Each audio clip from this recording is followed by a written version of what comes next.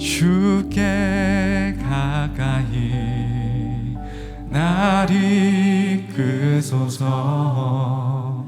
간절히 주님만을 원합니다. 채워주소서. 주의 사랑을 진정한 찬양 드릴 수 있도록. 처음부터 고백할까요? 주께 가까이. 주께 가까이 날 이끄소서. 간절히 주님만을 원합니다. 채워주소서. 주의 사랑을 진정한 찬양 드릴 수 있도록. 목마른 나의 영혼, 목마른 나의 영혼 주를 부르니 나의 맘 만져. 주님, 우리의 연약하고 아직도 흠많은 우리의 마음, 분노하고 시기하고 하나님, 우리의 마음이 아직도 이렇게 연약합니다. 주님이 도우셔야 합니다. 하나님의 사랑이 부어져야 합니다. 우리 다시 한번 목마른 나의 영혼이, 목마른 나의 영혼 주를 부르니 나의 맘 만져 주소서. 주님만을 여러분의 부족한 가슴을 주님이 채워주시기를 원하시는 분들, 한 손에는 우리의 가슴에 손을 얹고 한 손은 우리 주님을 향하여 높이 손을 들고 고백합시다. 목마른 나의 영혼, 목마른 나의 영혼 주를 부르니 나의 맘 주의 사랑으로 채워주옵소서. 주님만을 원합니다. 더 원합니다. 나의 맘 만져. 내가 약할 때 강함 주고, 내가 약할 때 강함 주고, 가난할 때 우리를 부욕해 하신 나의 주의 사랑으로 우리가 부요한 자들이 되기를 원합니다. 주의 사랑이 부요한 자들 되기를 원합니다. 약할 때 강함 주고, 가난할 때 우리를 부욕해 하신 나의 주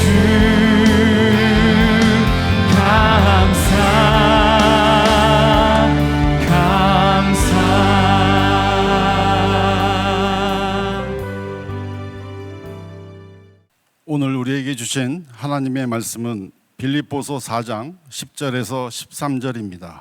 내가 주 안에서 크게 기뻐함은 너희가 나를 생각하던 것이 이제 다시 싹이 남이니 너희가 또한 이를 위하여 생각은 하였으나 기회가 없었느니라. 내가 궁핍함으로 말하는 것이 아니니라. 어떠한 형편이든지 나는 자족하기를 배웠노니 나는 비천에 처할 줄도 알고 풍부에 처할 줄도 알아. 모든 일 곧 배부름과 배고픔과 풍부와 궁핍에도 처할 줄 아는 일체의 비결을 배웠노라.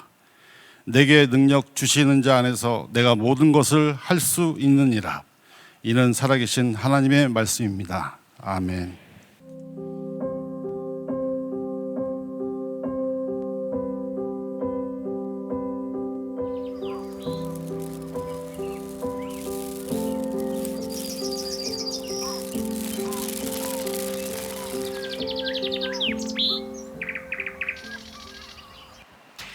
마지막 습관으로 우리는 부요함을 가지는 습관을 가지자라고 이야기를 합니다. 부요하게 산다고 하는 것은 가진 것의 유무에 달린 것이 아니라 우리의 신앙의 습관에 달린 문제다. 결론은 이미 다 이야기를 했어요. 자, 우리가 영어로 노블이라는 말을, 노블, 저 사람 참 품이 있네, 괜찮네, 이런 말을 합니다. 여러분, 돈이 많으면 이렇게 노블한, 품이 있는 사람이 되나요? 아니에요. 우리들 주변에 보면 돈이 많은데, 죄송하지만 저 사람은 어떻게 저렇게 돈이 많은데 천박하지? 그렇게 생각하는 사람이 있는가 하면, 가진 게 별로 없는데도 야, 저 사람은 참 품위가 있어, 이렇게 이야기할 수 있어요. 그러니까 오늘 여러분과 나누려고 하는 이야기는 돈을 가지고 우리들이 얼마나 많으냐에 대한 부분이 아니라 우리의 삶을 얼마나 부요하게 살아가는가, 있고 없고에 대한 문제가 아니라 우리들이 어떻게 품위를 가지고 살아갈 수 있는가에 대한 이야기예요. 오늘 사도 바울은 오늘 본문 말씀 가운데서 이렇게 시작을 하고 있어요. 내가 주 안에서 크게 기뻐함은. 근데 이 말을 듣는 그 회중들, 빌립보에 있는 교인들, 오늘 빌립보서잖아요. 그 말을 들으면서 그렇게 생각할지 몰라요. 야, 사도 바울이 감옥에서 무척 힘들고 어려우니까 내가 주 안에서 크게 기뻐함은 이게 뭐 자기 암시를 하고 적극적인 사고방식을 가지고 그러나 보다 라고 생각할까봐 사도 바울은 이렇게 이야기를 하는 것 같아요. 11절에서 내가 궁핍함으로 말하는 것이 아니니라 어떠한 형편에든지 나는 자족하기를 배웠노니. 그러니까 너희들이 내가 감옥에 있기 때문에 내가 자기 암시를 하는 게 아니야, 나는 이 비결을 내가 배웠어 라고 이야기를 하는 거예요. 제가 오래전이죠, 이제 군목 훈련을 받을 때 제 인생에 잊을 수 없는 일이 뭐냐면 내무반에 신부, 법사, 목사가 함께 내무반을 쓰면서 12주를 지난 일이었어요. 이런 일이 인생에 또 있을까요? 얼마나 불편했을까요? 좋았을까요? 아무튼 신부, 법사, 목사가 같이 내무반에서 12주를 지났어요. 훈련을 하는 중에 이제 마지막 훈련 200km 행군을 남겨놓고 있을 때요, 제가 가끔은 그런 얘기하죠. 남자들 중에 200km를 안 걸어보고 인생을 얘기하지 말라고. 한 200km쯤 걸어보면 사람들의 이제 본성들이 이렇게 드러나는 거예요. 이게 그 제 3사관 학교에 있었던 아주 전설적인 이야기예요. 지금까지 이제 남아있는 이야기인데 제가 훈련받을 때 있었던 이야기예요. 200km 행군을 하면 밤새 걷고 이제 새벽에 텐트를 치고 자고 이렇게 5일을 이제 걷는 거예요. 그런데 걸을 때 50분 걷고 10분간 휴식, 이게 이제 패턴입니다. 50분 걷고 10분간 휴식. 그런데 그 기간에 제가 훈련받던 제 3사관 학교에는 거기에 교회도 있고 법당도 있고 성당도 있어서 목사님, 신부, 법사님, 이 군종 장교들이 200km 행군을 할 때면 위문을 놔요. 그러면 와서 뭐 커피도 나눠주고 뭐 사탕도 나눠주고 껌도 나눠주고, 이렇게 목사님들이 위문을 오면 신부, 법사, 목사님 다 모이세요. 그리고 작은 거지만 이렇게 나눠요. 또 법사님도 위문을 와서 같이 먹읍시다. 그리고 나눠요. 그런데 그날 밤 12시가 좀 넘은 시간이었을 것 같아요. 신부님이 위문을 왔는데 치킨, 닭을 사가지고 왔는데 글쎄 신부들 모여 그러더니 신부님들끼리 모여서 헤드라이트를 켜고 자기들만 먹는 거예요. 근데 이거 닭 때문에 이게 목사나 법사나 법사는 이렇게 결혼도 하고 고기도 먹습니다. 이제 그 일반 스님들하고는 좀 달라요.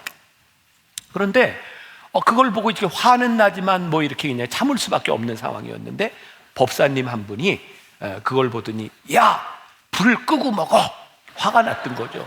그랬더니 신부님 하나가 누가 반말이야? 닭 반마리가 아니고 반말이야, 이렇게 얘기를 한 거예요. 누가 반말이야? 그랬더니 법사님들이 화가 난 거예요. 야, 법사들 모여, 신부들 모여. 그래서 거기서 패싸움을 했어요. 이게 제3사관 학교에 있었던 굉장히 유명한 사건이에요. 행군하다 닭 때문에 법사와 신부가 패싸움을 했던 것. 다행히 목사님들이라고 달랐겠습니까만은 어쨌든 목사님들은 그 싸움에 끼지 않았었어요. 아주 중요한 게 뭐냐면, 야, 이거 별것 아닌 것 같은데 극한 훈련 가운데서 닭을 앞에 놓고 이 성직자들이 이렇게 싸울 수 있다는 게 뭐예요? 품위를 잃어버린 거죠. 사실 우리들의 삶의 환경이라고 하는 것은 그 환경을 통해서 우리가 어떤 존재인지를 드러내는 거예요. 지금 여러분들의 삶에 어떤 일이 일어나고 있는가, 또 여러분들 가운데 아주 극한 시간을 지나가고 있는 사람들에게는 사실 여러분들이 어떤 사람인지를 증명할 수 있는 기회를 맞이하고 있는 거죠. 자, 오늘 말씀 가운데 보니까 사도 바울은 이런 표현을 쓰고 있어요. 나는 자족하기를 배웠노라. 자, 그러니까 지금까지 우리들이 배웠던 말씀과 맥을 같이 하고 있는데, 습관이라고 하는 건 뭐예요? 우리들이 익히고 배우고 우리들의 몸에 체득하는 거죠. 그러니까 자족하기를 배웠노라 라고 하는 이 말씀이 또 영어 성경에 보면 have learned라고 되어 있어요. 여러분들 어렸을 때, 그 학교 다닐 때 그런 거 배웠죠? have 플러스 pp 뭐 이런 거. 네. 이게 뭐예요? 이게 단 지금 과거의 사건이나 그리고 현재의 사건이 아니라 이게 완료형으로 되어 있어요. 과거에서부터 지금까지 내가 배웠다. 그러니까 다른 말로 표현하면 사도 바울의 삶에 나는 자족하는 것이 내 삶의 습관이 되었다. 그것을 배웠다라고 이야기를 하는 거예요. 자, 그럼 그가 배운 자족하는 습관이 뭐냐? 11절, 12절에 보니까 이렇게 나와 있어요. 나는 비천에 처할 줄도 알고 풍부에 처할 줄도 알아. 모든 일 곧 배부름과 배고픔과 풍부와 궁핍에도 처할 줄 아는 일체의 비결을 배웠노라. 그리고 사실 그 답은 13절에 있어요. 내게 능력 주시는 자 안에서 모든 것을 할 수 있기 때문에 내가 이것을 배웠다라는 거예요. 그러니까 지금 사도 바울에게 있어서는 지금 감옥 안에 있지만 그가 감옥 안에 있기 때문에 비참하지 않다는 거예요. 나는 비천에 처할 줄도 알아, 풍부에 처할 줄도 알아. 그가 내 삶을 좌지우지하는 게 아니야. 부요함을 구별하는 것. 부유함이라고 하는 것은 내가 가진 유무와 환경에 의해서 좌우되는 것이고, 부요함이라고 하는 것은 그것은 뛰어넘는 일이죠. 자, 말씀을 준비하는 중에 제가 보았던 자료인데, 전 이분이 누군지 모르지만 글이 참 좋더라고요. 대전 서부 성결교회 조정건 목사님의 글인데 제가 한번 읽어드릴게요. 참 좋습니다.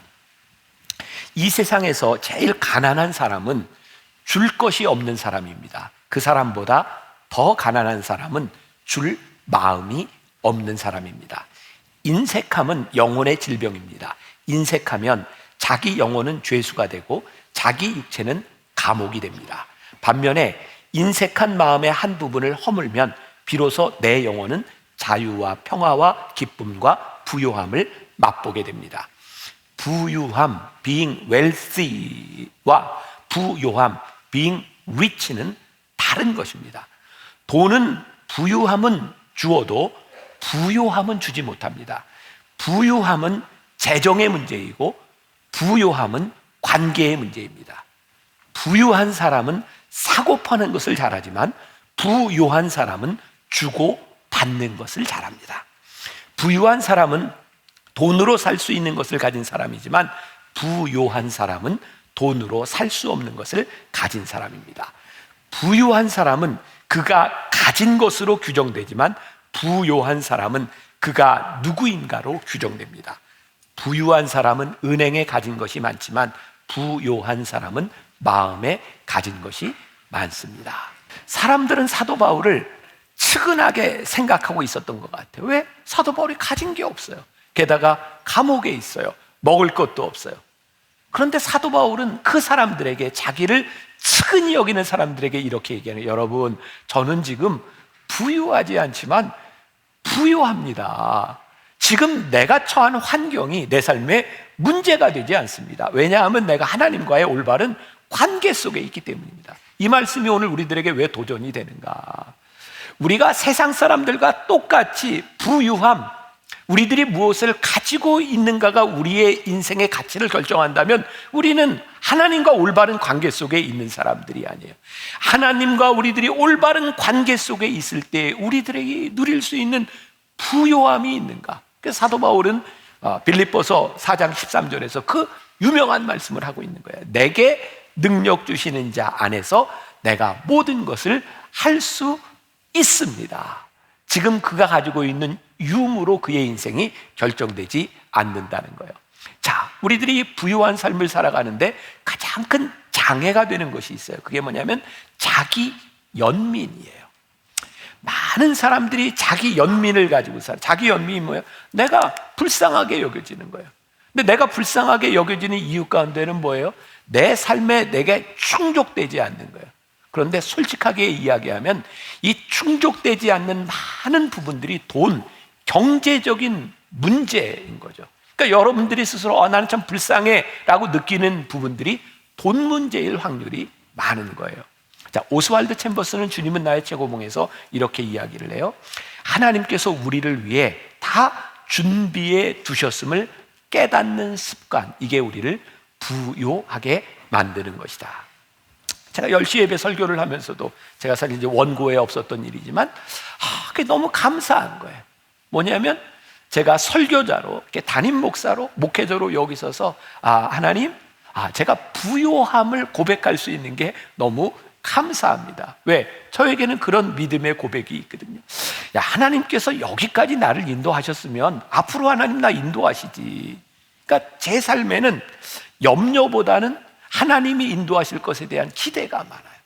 제가 부유하기 때문이 아니라, 제가 모든 것을 다 갖추고 있기 때문이 아니라 염려하지 않는 삶을 살아가는 것이 감사한 거예요. 자, 이거 여러분들이 구분하셔야 돼요. 염려하지 않는 삶을 산다고 하는 것은 우리들에게 염려거리가 없다는 게 아니에요. 여러분들에게나 저에게나 다 염려거리는 찾아와요. 그런데 염려와 걱정이 우리들에게 찾아왔을 때 염려와 걱정에 함몰되어 살아가는 사람이 있는가 하면, 염려와 걱정이 찾아왔을 때 염려하지 않고 걱정하지 않고 살아갈 수 있는 사람이 있는 거죠. 오스왈드 챔버스는 그의 책에서 또 이런 이야기를 해요. 한번 들어보세요. 자기 연민보다 더 심각한 죄는 없습니다. 자기 연민이 죄래요. 자기 연민은 하나님 대신 자기 유익을 마음 보좌에 둡니다. 또한 우리의 입을 열어 불평을 쏟게 하고 우리 삶을 끝없는 영적 갈증에 빠지게 합니다. 이러한 상태에서는 사랑스러운 모습도 덕스러운 모습도 없습니다. 자, 이 자기 연민이라는 단어를 한번 깊이 생각해 봅시다. 자기 연민은 뭐냐면 내가 불쌍한 거야. 난 참 불쌍해. 그러면 내가 불쌍하다는 생각이 계속 들게 되면 내 삶의 목적이, 내가 추구하는 게 뭘까요? 나의 유익이에요. 내가 불쌍하니까 내가 유익이 되는 것을 자꾸 찾아가게 되겠죠. 근데 문제는 뭔지 아세요? 나에게 유익이 되는 것을 아무리 찾아가도 내 삶에 만족이 오지 않는다는 거예요. 여러분들의 삶에 여러분들의 이익을 추구하는 그 이익들이 만족될 수 있다고 생각해요. 그러니까 자기 연민이라고 하는 것이 어떻게 발전해 가요? 자기 이익을 추구하다가 결국은 불평과 불만이 생기게 되는 거죠. 그러니까 자기 연민의 정체를 가만히 보면 어떤 결과로 만들어지는가? 불평과 불만이.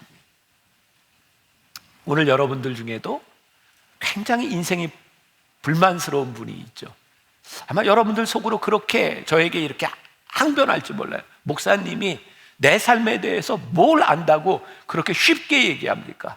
진짜 내가 어떤 인생을 살아가고 있는지 목사님이 이해할 수 있습니까?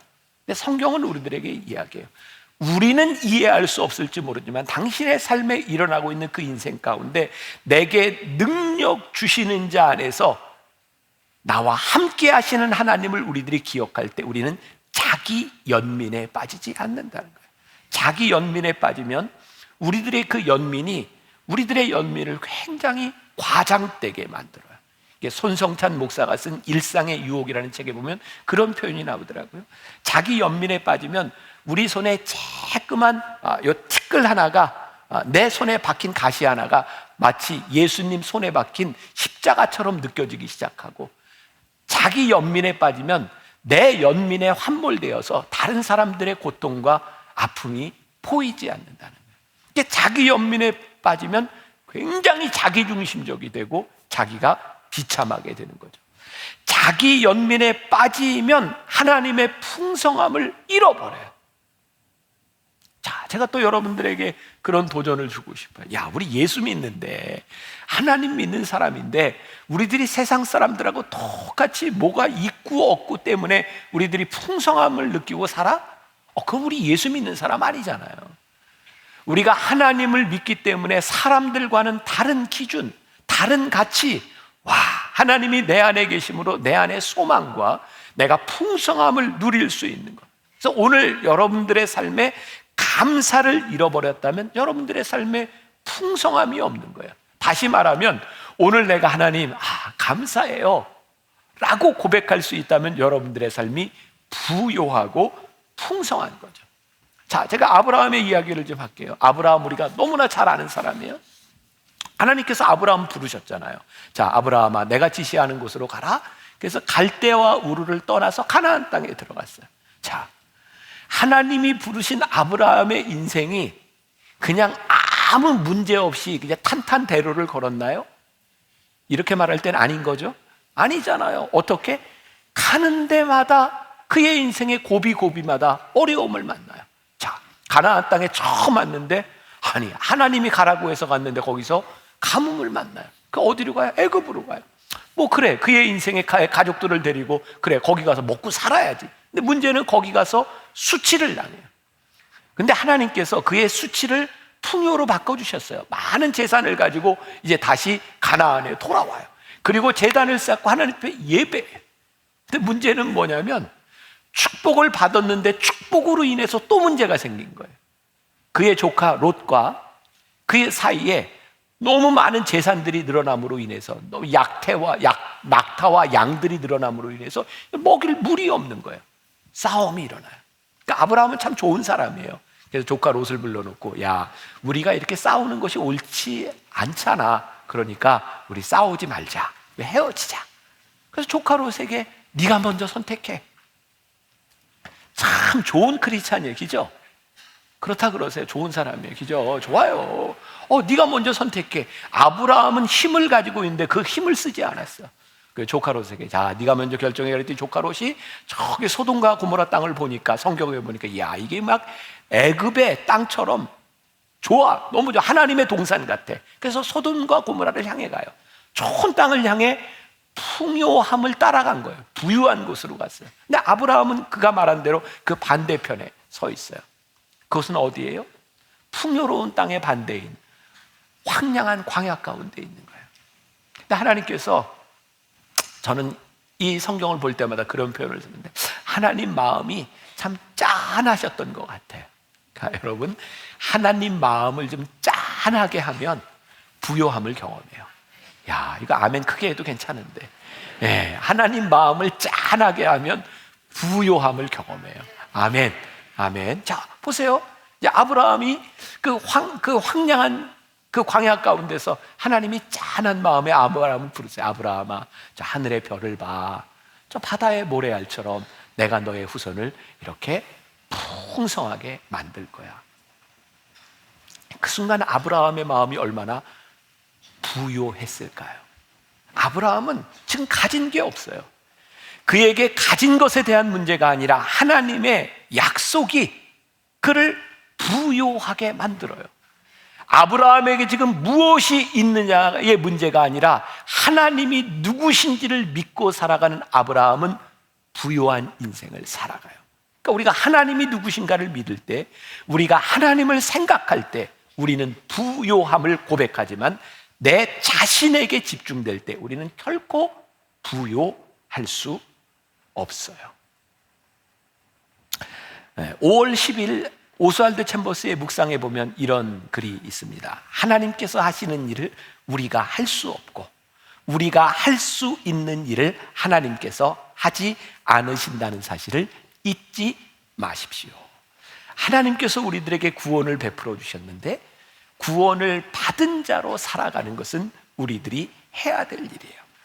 우리들이 자기 연민에 빠지는 것이 아니라 능력 주시는 자 안에서 모든 것을 할 수 있는 그 믿음을 가지고 살아가는 것은 우리들이 해야 되는 일인 거죠. 자, 그러면 이제 오늘 말씀의 결론으로 갑니다. 부요함을 누리는 비결은 어디에 있을까? 자, 챔버스가 굉장히 어려운 얘기를 하고 있습니다. 들어보십시오. 하나님께서 우리를 기뻐하시는 순간부터 주님께서는 우리의 참된 만족의 샘들이 주님 안에만 있다는 사실을 배울 수 있도록 이 세상에 속한 모든 헛된 부요를 궁핍하게 하십니다. 이 말이 되게 힘들어요. 글이 힘든 게 아니라 우리 마음이 힘들어요.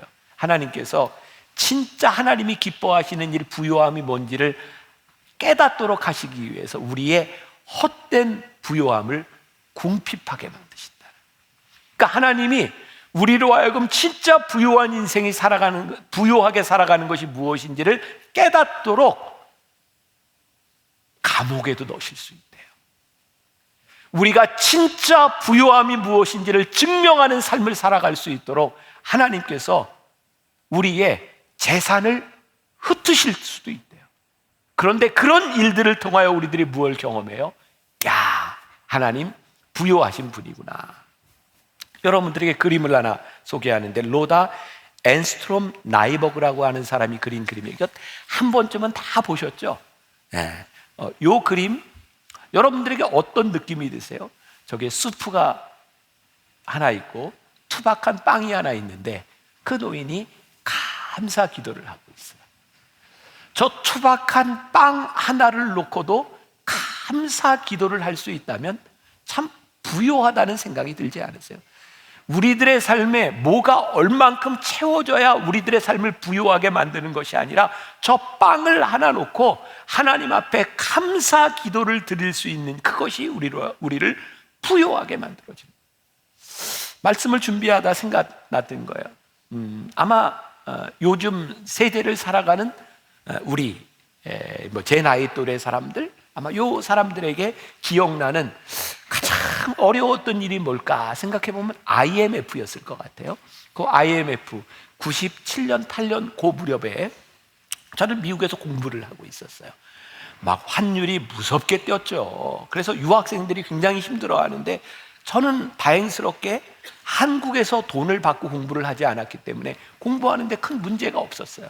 그런데 한국 유학생들이 얼마나 힘든지, 그래서 미국에 있는 대학들이 등록금을 좀 늦게 내도록 조금 유예를 해주기도 했어요. 그런데 그것 가지고 되지 않았어요.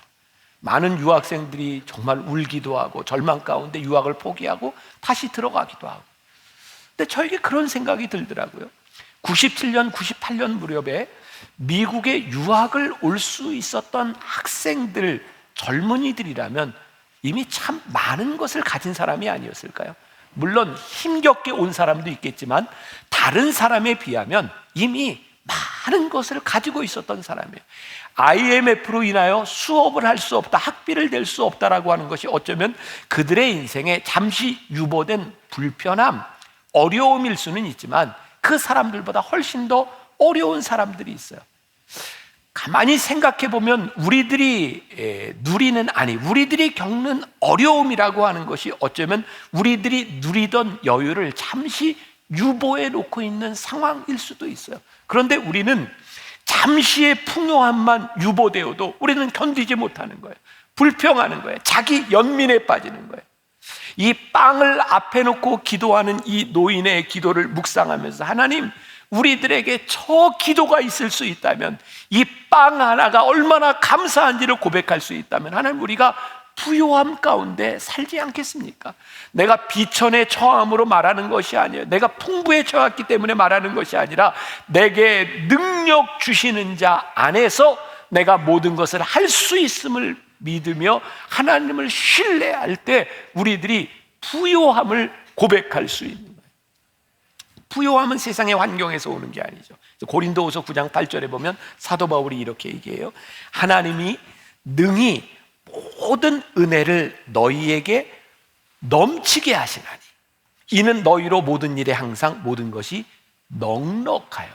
와, 보니까 하나님의 은혜가 우리 가운데, 하나님의 은혜가 우리에게서 넘쳐날 때 우리들이 부요한 삶을 살아가는 거예요. 그러니 이 부요한 습관을 가지고 살아가는 데 있어서 제일 중요한 게 뭐냐면, 여러분, 자기 연민에 빠지지 마십시오. 하나님의 은혜를 기억하십시오. 자, 오늘 한 가지 이야기로 말씀을 마무리하려고 하는데 굉장히 좋은 이야기예요. 이런 이야기를 듣고 감동이 안 되면 여러분들 정서적으로 큰 문제가 있는 사람들이에요. 감동이 돼야 돼요? 네. 뭐 제 이야기는 아니고 제가 말씀을 준비하다 보았던 목회와 신학이라고 하는 2022년 작년 그 잡지에 나왔던 이야기. 어떤 교수님이 학생들을 모아놓고 복도에서 풍선을 하나씩 다 주고 풍선을 불고 거기에 자기 이름을 쓰게 했대요.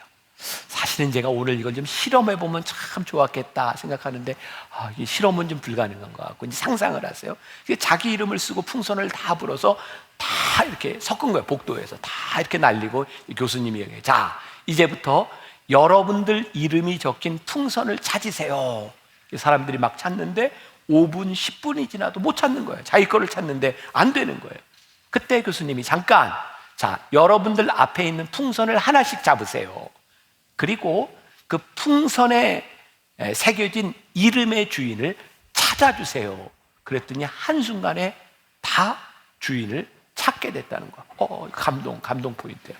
감동 포인트. 자, 고마워요. 찬양대밖에 없어. 이게 안 감동스러운가? 네. 자, 우리가 내 행복을 찾아 살면 우리는 늘 갈급해요.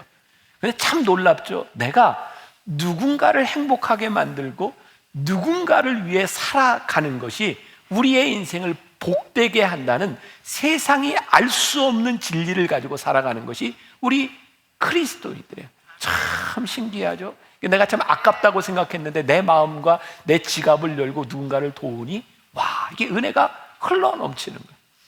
여러분, 우리들이 하나님의 백성으로 살아가는 이 놀라운 진리, 내게 능력 주시는 자 안에서 모든 것을 할 수 있다고 하는 그 진리를 아는 사람들, 우리들이 비천에 처할 줄도 알고 풍부에 처할 줄도 알고, 우리들이 예수 그리스도 안에 올바른 관계 속에 살아갈 때에 우리들의 삶에 감사가 있을 때 우리가 부요함을 누리며 살아갈 수 있는 거예요.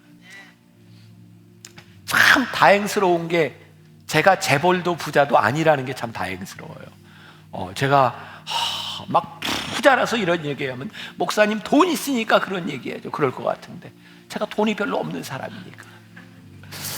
사도 바울이 감옥 안에서 그 사람들에게 이야기했던 것처럼 오늘 여러분들에게 그런 이야기를 하고 싶어요. 여러분, 제가 감옥에 있으므로 자기 연민으로 나에게 어떤 자기 암시를 하면서 하는 이야기가 아닙니다.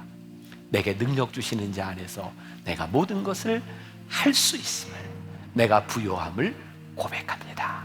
오늘 예수 그리스도로 말미암아 여러분들의 인생이 부요하기를 주님의 이름으로 간절히 축원합니다.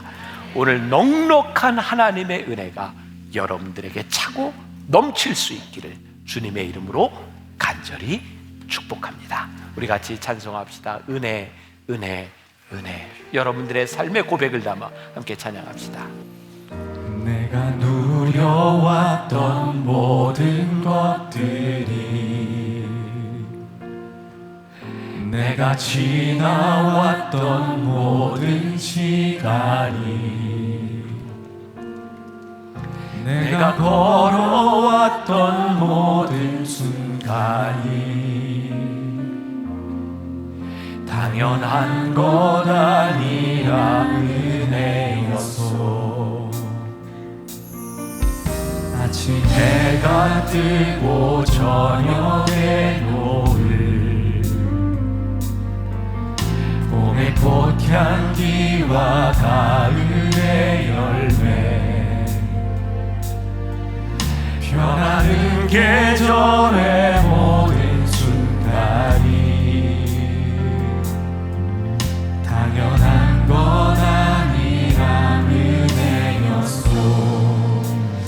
모든 것이 은혜,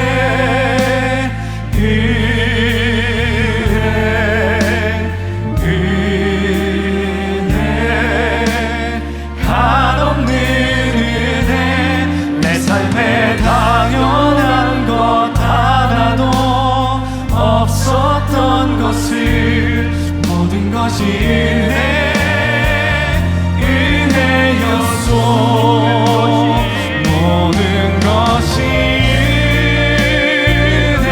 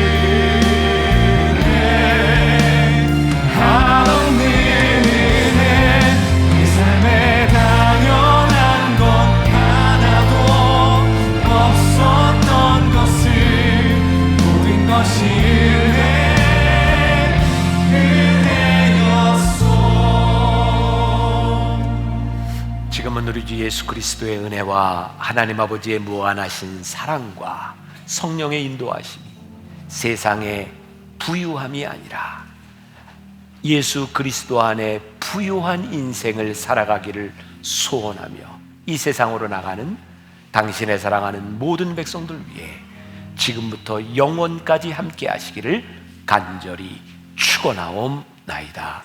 아멘.